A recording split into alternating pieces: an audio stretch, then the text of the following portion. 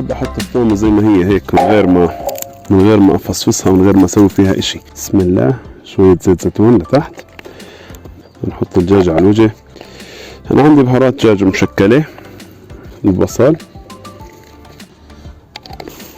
في رشة فلفل اسود،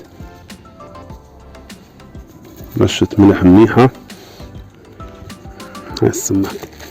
كل ما تحطوا زيت يعرفوا انكم بدكم كمان زيت للمسخن، لانه روح المسخن زيت الزيتون والبصل ان شاء الله. بس ما تلاقينش الدنيا واحنا نشتغل. تعالوا اورجيكم الطابون شو سويت فيه انا. هاي الطابون يا سادتي. هاي حطيت شوية احجار صغيرة، مش راح يلزمنا كثير احجار. وهاي حطينا الدجاجة في الطابون، وهلا بنسكر عليه هيك. طلع ايش بلزمنا من العجين. عندنا شوية طحين، لا رغيفين هاي الكمية. عندنا شوية طحين، شوية سكر، شوية خميرة، وشوية ملح، وشوية نخالة ناعمة. هذه مكونات عجينة الطابون. نحاول نخلي العجينة شوي مركة عشان تكون لينة وسهلة بالحركة معها. هاي العجينة بعد ما عجنتها راح اتركها شوي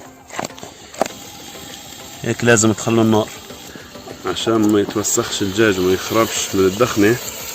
غطيت على الصينية اللي فيها الدجاج كمان صينية بعد ما دخنت الدجاج شوي.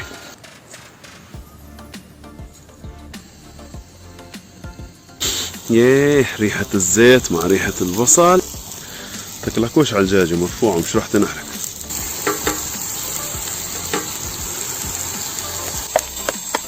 شوف عشان يتحمر الدجاج يا جماعة شو بتعملوا.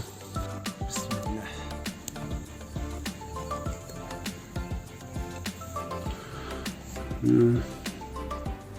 تمام. هلا ضل عنا ان نجهز الخبزات. يعني اول مشوار شو اللي خلاك تفكر ان البسكليت لازم اسوي اكل؟ مثلا ما اخذتش سندويش، ما عملتش فيش مشترى، شو اللي خلاك تسوي؟ لا اول شيء انا بطلع باحرش، ما فيش مجال. لا هذا نقطة. هاي الخبز يا جماعة.